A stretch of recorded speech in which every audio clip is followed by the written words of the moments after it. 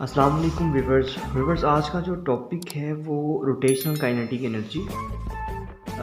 हमें पता है स्टूडेंट्स, जो काइनेटिक एनर्जी होती है वो मोशन की वजह से होती है। कोई बॉडी अगर मूव कर रही है तो उसकी मोशन की वजह से जो उसमें एनर्जी पाई जाती है तो उसको हम काइनेटिक एनर्जी कहते हैं।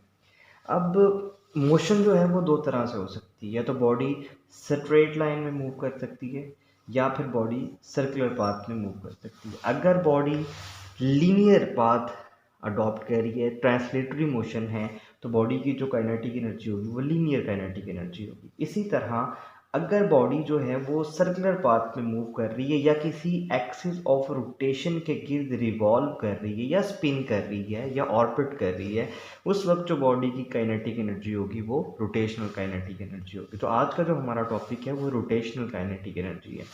इसको डिफाइन करने से पहले हम देखते हैं कि हमने लीनियर काइनेटिक एनर्जी के लिए जो रिलेशन देखा था वो हाफ एम वी स्क्वायर होता था, और हमने ये भी देखा था कि रोटेशनल मोशन के केस में जो मैस है उसको हम रिप्लेस करते थे मोमेंट ऑफ इनर्शिया के साथ। बेसिकली जो लीनियर मोशन है, लीनियर मोशन में जो काम मैस करता है, एंगुलर मोशन के केस में वही काम मोमेंट ऑफ इनर्शिया करता है। तो मैस को हम रिप्लेस कर देंगे मोमेंट ऑफ इनर्शिया के साथ। अब v चूँकि लीनियर वेलोसिटी थी, तो अब हम चूँकि यहाँ पे सर्कुलर में मूव कर रहे हैं तो हमारे पास जो वेलोसिटी होगी वो एंगुलर वेलोसिटी होगी, और v लीनियर वेलोसिटी को हम रिप्लेस कर देंगे एंगुलर वेलोसिटी के साथ। तो इसके मुताबिक हमारा जो नया एक्सप्रेशन बन सकता है वो हम ट्रिक से भी यही एक्सप्रेशन यहाँ पे यूज़ करके हम इसको चेंज भी कर सकते हैं। अगर मैं m को रिप्लेस कर दूँ मोमेंट ऑफ इनर्शिया के साथ और v को रिप्लेस कर दूँ ओमेगा के साथ, तो हमारे पास काइनेटिक एनर्जी रोटेशनल के लिए जो रिलेशन बनता है वो ये हाफ आई ओमेगा स्क्वायर आ जाता है, जिसमें आई जो है वो मोमेंट ऑफ इनर्शिया है और ओमेगा जो है वो एंगुलर वेलोसिटी है। अब इसको डिफाइन कर लेते हैं जी। Energy in a body due to its rotation about an axis of rotation.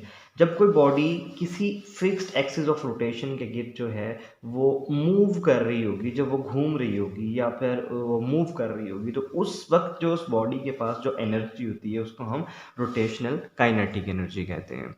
अब इसका सिंबल बिल्कुल काइनेटिक एनर्जी की तरह का ही है, लेकिन हम इसके साथ साथ आर ओ टी लिख देते हैं ताकि डिस्क्रिमिनेशन हो सके, डिस्टिंग्विश कर सकें हम काइनेटिक एनर्जी रोटेशन और ट्रांसलेशन के दरम्यान। अब चूँकि एनर्जी है और एनर्जी का यूनिट हमारे पास जोल होता है या जूल होता है, जो भी आप इसको पढ़ना चाहें प्रोनाउंसिएशन। इसके अलावा जो हमें पता है कि जूल जो है वो न्यूटन मीटर के इक्वल होता है, और ये किलोग्राम मीटर स्क्वायर पर सेकंड स्क्वायर के इक्वल भी होता है। तो यहीं से हम इसके डायमेंशन भी डिराइव कर सकते हैं कि जो इसके काइनेटिक एनर्जी रोटेशनल के जो डायमेंशन है वो as same as linear kinetic energy M L square T minus 2। Kilogram का जो है वो मैस आ जाएगा, मैस का जो है वो m आ जाएगा, और लेंथ का जो है वो l स्क्वायर आ जाएगा, और t का -2 आ जाएगा। आगे हम देखते हैं इसकी एक्सप्लेनेशन और डेरिवेशन कैसे करनी है हम लोगों ने। अब जी हमारे पास कोई एक बॉडी है जो कि इस फिक्स्ड एक्सिस ऑफ रोटेशन के गिर्द एंगुलर वेलोसिटी ओमेगा के साथ जो है वो मूव कर रही है, और इस बॉडी के जो मैसेज हैं ये बहुत ज़्यादा मैसेज से मिलकर बनी है। यानी कि हम इसको सपोज कर लेंगे कि हम इसके छोटे छोटे मैसेज के लिए जो है वो काइनेटिक एनर्जी पहले कैलकुलेट करेंगे, और हर मैस के अगेंस्ट जब हम काइनेटिक एनर्जी फाइंड आउट कर लेंगे तो हम उन सभी मैसेज को सम अप कर लेंगे। इस तरह से हमारे पास इस पूरी बॉडी के लिए जो कि इस सर्कुलर पाथ में रोटेट कर रही है इस फिक्स्ड एक्सिस ऑफ रोटेशन के गिर्द, उसकी काइनेटिक एनर्जी रोटेशनल निकाल लेंगे। हमारी जो अर्थ है वो भी अपने ही एक्सिस के गिर्द भी घूम रही होती है और सूरज के गिर्द जो है वो रोटेट भी कर रही होती है। तो वहाँ पे भी हम काइनेटिक एनर्जी रोटेशनल जो है वो देख सकते हैं। इसके अलावा जो हमारा गाड़ी के जो टायर होते हैं वो भी हमारे पास जब वो मूव कर रहे होते हैं, बेसिकली गाड़ी का जो टायर है ये दो तरह से मूव कर रहा होता है। एक तो ये रोटेट कर रहा होता है, और दूसरा ये ट्रांसलेटरी मोशन परफॉर्म कर रहा होता है। ये बिल्कुल स्ट्रेट लाइन में आगे भी मूव कर रहा होता है। यानी कि यहाँ पे दो तरह की मोशन इन्वॉल्व होती है, एक रोटेटरी और एक ट्रांसलेटरी। तो ये भी हम देखेंगे। अभी हम सपोज करते हैं कि इस पूरी बॉडी का कोई एक छोटा सा मास है जिसको मैंने m1 कह दिया है, और इस मास का इस एक्सिस ऑफ रोटेशन से जो डिस्टेंस है वो r1 मैंने कह दी है। इसी तरह हर छोटे छोटे मैसेज का हम डिस्टेंस जो है वो r2 r3 rn तक जो है वो हम कैलकुलेट करेंगे। तो सबसे पहले जो फर्स्ट मैथ हमने कंसीडर किया जिसको मैंने m1 कहा और जिसका रेडियस r1 है, तो हमने पढ़ा था कि लीनियर काइनेटिक एनर्जी जो होती है half M V I square के इक्वल होती है। अब हम यहाँ पे चूँकि सर्कल में रिवॉल्व कर रहे हैं तो एंगुलर वेलोसिटी होगी, और हमने एक रिलेशन पढ़ा था कि एंगुलर वेलोसिटी और लीनियर वेलोसिटी को हम इस रिलेशन से रिलेट करते थे। तो अब मैं इस v की जगह पे ये r ओमेगा से रिप्लेस कर दूंगा। जब मैं इसको रिप्लेस करूंगा तो हमारे पास काइनेटिक एनर्जी रोटेशनल के लिए जो रिलेशन आएगा वो m1 तो ऐसे ही रहेगा r1 स्क्वायर और ओमेगा स्क्वायर हो जाएगा। अब चूंकि ये सारी बॉडी जो है वो सर्कल के गिर्द रिवॉल्व कर रही है, तो इन पूरी बॉडी के मैसेज जो हैं उनका जो एंगुलर वेलोसिटी है वो कांस्टेंट रहेगी, सेम रहेगी।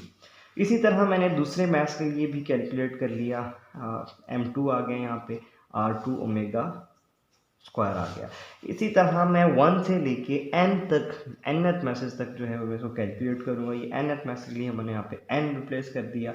फिर मैं टोटल जो काइनेटिक एनर्जी आई है इनको मैंने सम अप किया, तो हमारे पास ये एक्सप्रेशन आ गई। यहाँ से मैंने इन सभी m1 काइनेटिक एनर्जी मैथ 1 की, मैथ 2 की, मैथ 3 की, सभी मैसेज के मैंने कैलकुलेट की। यहाँ से हाफ 1/2 जो है वो कॉमन आ रहा है, तो मैंने कॉमन ले लिया m1 r1 square omega square. ये अब ओमेगा जो है वो भी कांस्टेंट है, तो मैंने यहाँ से ओमेगा स्क्वायर भी कॉमन ले लिया। अब ये एक्सप्रेशन हमारे पास बचा, और हमने पढ़ा था कि ये जो होता है हमारे पास मोमेंट ऑफ इनर्शिया वो बेसिकली mr स्क्वायर के इक्वल होता है। तो ये हमारे पास मोमेंट ऑफ इनर्शिया ही बन रहा है और उस पूरी बॉडी का बन रहा है। तो इसको हमने समीशन के फॉर्म में लिखा। तो मैंने कहा कि जी यहाँ से ये i जो है वो 1 से n तक जाएगा। मीन्स क्या है, यहाँ पे आप m1 r1 रखेंगे, i की वैल्यू अगर 1 है तो m1 r1, i की वैल्यू 2 है तो m2 r2 रखेंगे। तो इस तरह से हमारे पास ये n तक चला जाएगा। तो हमारे पास जो जनरल एक्सप्रेशन आया है, क्योंकि ये हमारे पास मोमेंट ऑफ इनर्शिया के इक्वल है, तो मैंने यहाँ पे इसको रिप्लेस कर दिया। और ओमेगा जो है वो एंगुलर वेलोसिटी। तो ये काइनेटिक एनर्जी रोटेशन के लिए एक्सप्रेशन आ गया हमारे पास। अब इस काइनेटिक एनर्जी रोटेशनल का जो प्रैक्टिकल एप्लीकेशन है, जो यूज़ है वो कहाँ पे है, और किस तरह से हम इस पे अर्थ पे इसको कैसे हम स्टडी कर सकते हैं। इसके अलावा टायर जो हैं हमारे, जो गाड़ी के टायर्स हैं वो रोटेट करते हैं, या कोई इंक्लाइंड प्लेन के केस में हम जो अगर इसको देखना चाहें कि मेरे पास कोई बॉडी है जो कि यहाँ से जो है वो फॉल करना शुरू करती है, बॉटम की तरफ जाती है, तो ये बॉडी दो तरह से जो है वो मूव करती है। एक ये रोटेट कर रही होती है और दूसरा ये ट्रांसलेटरी मोशन परफॉर्म कर रही होती है। तो ऐसी मोशन को हम रोलिंग मोशन भी कहते हैं। इसको ज़रा देखते हैं। के यूज़ की बात की जाए तो प्रैक्टिकली हम काइनेटिक एनर्जी रोटेशनल को फ्लाई व्हील में यूज़ करते हैं गाड़ियों के इंजन के अंदर, for the smooth running of engine को स्मूथली रन करवाने के लिए हम यूज़ करते हैं। पावर स्ट्रोक के दौरान जो क्रैंक शाफ्ट के ऊपर इसको हमने लगाया हुआ था फ्लाई व्हील को, ये जो है वो एनर्जी स्टोर कर लेता है। और बाकी जब इंजन के अंदर जो है यूजली 4 स्ट्रोक हम यूज़ करते हैं, तो जी पावर स्ट्रोक के दौरान सिर्फ हमें एनर्जी मिल रही होती है। बाकी जो तीनों के तीनों स्ट्रोक्स हैं उसमें हमें एनर्जी नहीं मिल रही होती, लेकिन उस दौरान हमें इंजन को रन तो करना होता है ना, तो उसके लिए फिर हम फ्लाई व्हील को यूज़ करते हैं। ये एक मैं शॉर्ट वीडियो आपसे शेयर कर रहा हूँ, ये ज़रा देखें इसमें इसको फ्लाई व्हील कैसे यूज़ होता है। अब देखें, जो बड़े वाला जो टायर था, ये बड़े वाला व्हील बना हुआ है, ये छोटे वाले व्हील के साथ अटैच किया गया है। अब अगर मैं इसको घुमाता हूँ, जब ये चलेगा, बड़े वाला व्हील चलेगा तो छोटे वाला व्हील भी साथ ही चलना शुरू हो जाएगा और मशीन जो है वो चलना शुरू हो जाएगी। लेकिन जैसे ही मैं इस व्हील को बंद करूँगा तो बड़े वाला व्हील जो है उसके अंदर कुछ ना कुछ रोटेशनल काइनेटिक एनर्जी होगी। हालांकि सप्लाई बंद होने के बाद भी ये कुछ देर तक चलता रहेगा। इसी तरह फ्लाई व्हील भी जो है वो वर्क करता है। इसके बाद अगर आपके पास कोई बॉडी है जो कि किसी इंक्लाइंड प्लेन पे आपने रखी हुई है, और इस वक्त उसकी जो पोटेंशियल एनर्जी है वो अभी वो इस पॉइंट पे है, और आप इसको इस हाइट से इस बॉटम तक लाना चाहते हैं, तो जब आप इसको ड्रॉप करेंगे तो ये बेसिकली रोटेट करेगा। जब ये रोटेट करेगा तो ये रोटेट करने के साथ साथ डाउनवर्ड डायरेक्शन में लीनियर वेलोसिटी के साथ मूव भी करेगा। तो यहाँ पे दो तरह की बेसिकली काइनेटिक एनर्जी इन्वॉल्व होगी, यानी कि इसकी जो पोटेंशियल एनर्जी है वो दो तरह की एनर्जीज में डिवाइड होगी। Number one kinetic energy rotational, ये रोटेट कर रहा है। नंबर टू जो काइनेटिक एनर्जी ट्रांसलेशनल। तो जी लॉस ऑफ पोटेंशियल एनर्जी जो है वो gain in translational energy plus rotational energy होगा। तो इससे आपके कुछ न्यूमेरिकल्स भी सॉल्व होते हैं। तो ये था आज का टॉपिक। अपना ख्याल रखिएगा, अपने इस चैनल का भी। Thank you.